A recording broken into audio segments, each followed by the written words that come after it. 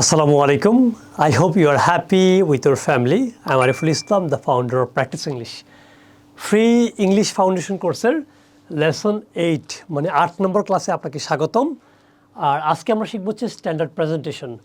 মানে আপনার বয়স যতই হোক না কেন আজকের ক্লাসের পর আপনার নিজের সম্পর্কে আপনি একটা কমপ্লিট প্রেজেন্টেশন দিতে পারবেন।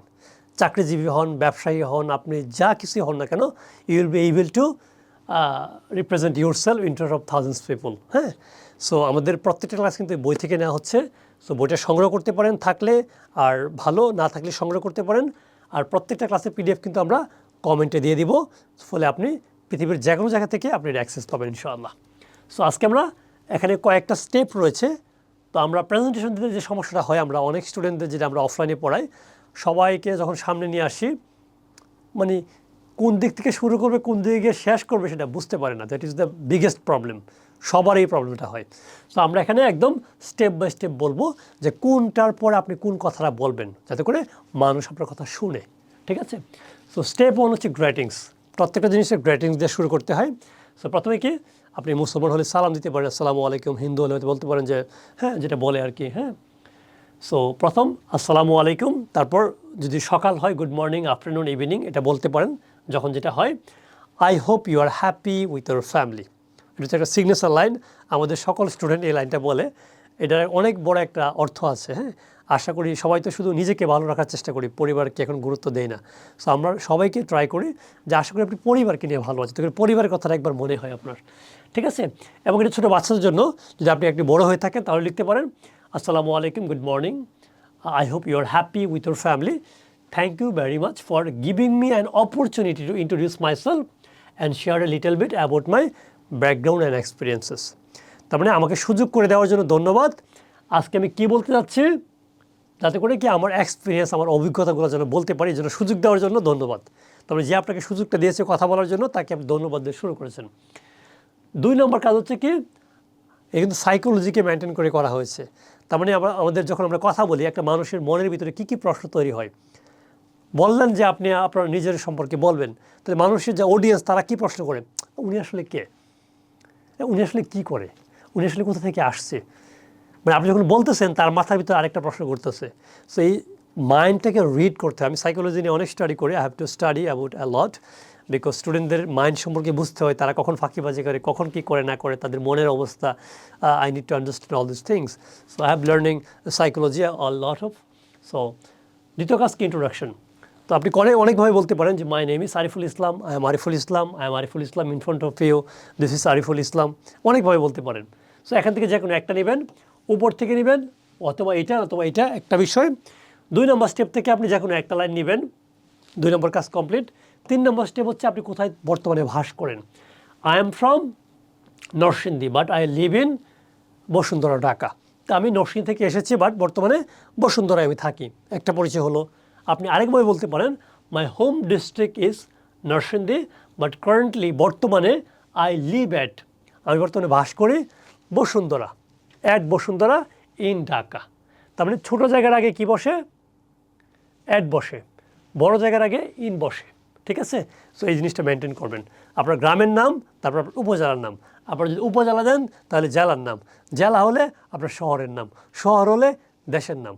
তো যখনই যেটা ছোটো হবে এটার আগে হবে অ্যাট, যেটা বড় হবে এটার আগে কী বসবে, এই ইন বসবে, ঠিক আছে?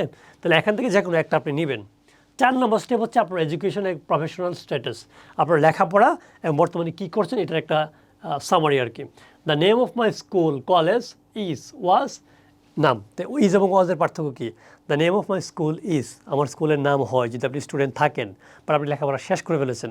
The name of my college was, the name of my university was. হ্যাঁ, এরকম বলবেন।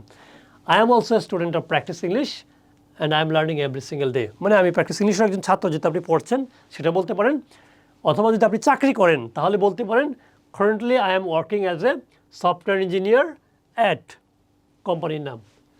যে currently I am working as a founder at practice English, currently I am working as a software engineer at বলতে পারেন যে brain station 24, brain station একটা 23 একটা company. হ্যাঁ, আপনি বলতে পারেন বিভিন্ন কোম্পানির নাম বলতে পারেন, বা আপনি ম্যানেজার হতে পারেন, সেলসে কাজ করতে থাকতে পারেন। আপনার যে পজিশনে আপনি চাকরি করেন, এই যে ওয়ার্কিং অ্যাজ এর পরে জব টাইটেল, আপনার টাইটেলের নামটা দিবেন অ্যাট মানে আপনার কোম্পানির নামটা দিবেন। তার মানে আপনার 4 নম্বর ধাপও কমপ্লিট। 5 নম্বর ধাপ হচ্ছে আপনার ফ্যামিলি, পরিবারে কে কে আছে। I have 5 family members in my family.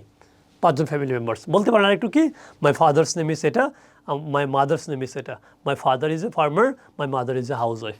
এরকম করে বলতে পারেন I have 2 brothers and 2 sisters. Complete. 5 নম্বর ধাপ খুবই সহজ, এটা ছোটো বাচ্চার কথা। 6 নম্বর ধাপ খুবই ইম্পর্টেন্ট, স্কিলস এবং এক্সপিরিয়েন্সেস। আপনি যখন বড় হয়ে যান তখন আপনার বাবার নাম কি, মায়ের নাম কি, কী করে তারা, ইটস নট ভেরি ইম্পর্টেন্ট। কেউ এগুলো আসলে কেয়ার করে না বড় হয়ে গেলে। তখন আপনার দক্ষতা কী সেটাই কেয়ার করে। একটা কোম্পানি আপনাকে চাকরি দেয়, আপনার বাবা মার কথা শুনে না, তাদের অবস্থা বোঝে না, আপনি গরিব সেটা দেখেও না। চাকরি দেয় মানুষ আপনার দক্ষতা দেখে, ঠিক আছে, যেটাকে বলে আর কি। আচ্ছা ওইটা না যায়, skill and experiences. I am learning, যখন আপনি কোনো কিছু শিখছেন, so I am learning English so that I can start my job, start my business.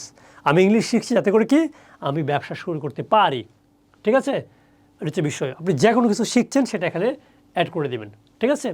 তারপর হচ্ছে আমাদের 7 নম্বর ধাপ, আপনার ইন্টারেস্ট কী আছে, হবিস কী আছে, লাইক ডিসলাইক।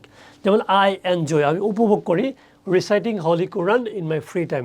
ফ্রি সময়ে আমি হলি কোরআন পড়তে পছন্দ করি। ইট হেল্পস মি, এটা আমাকে সাহায্য করে মি রিল্যাক্স অ্যান্ড ইন্সপায়ার, হ্যাঁ, রিল্যাক্স হতে সাহায্য করে। তাহলে আমি পছন্দ করি নাকি, I don't like dishonest people, smoking people, হ্যাঁ, fast food, all this things. My favourite food is, এটা আমরা আগের ক্লাসে বলেছিলাম, my favourite food is kacchi biryani, game is cricket, place is, হ্যাঁ, Mecca, book is maybe, book is কি al কোরআন হতে পারে, এবং কালার, মানে আপনার পছন্দের কালার কোনটা। তা আমার পছন্দের কালার কোনটা যদি আপনি জানেন তাহলে কমেন্ট করে জানিয়ে দেন। আশা করি আমাদের এই 5-7টা ক্লাসের মধ্যে বুঝে গিয়েছেন যে আমার পছন্দের কালার কোনটা। আমাদের সকল কিছু সেই কালার দিয়ে আসলে আমাদের আছে আর কি, হ্যাঁ। সো এটা হচ্ছে বিষয়। তো তারপর হচ্ছে ফ্রি টাইম, যা 8 নম্বর ধাপ, আপনি ফ্রি টাইমে কী করেন।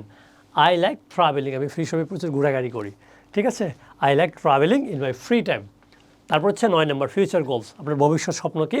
In the future I will be a businessman, doctor হলে doctor, engineer, designer, teacher, so that I can help people.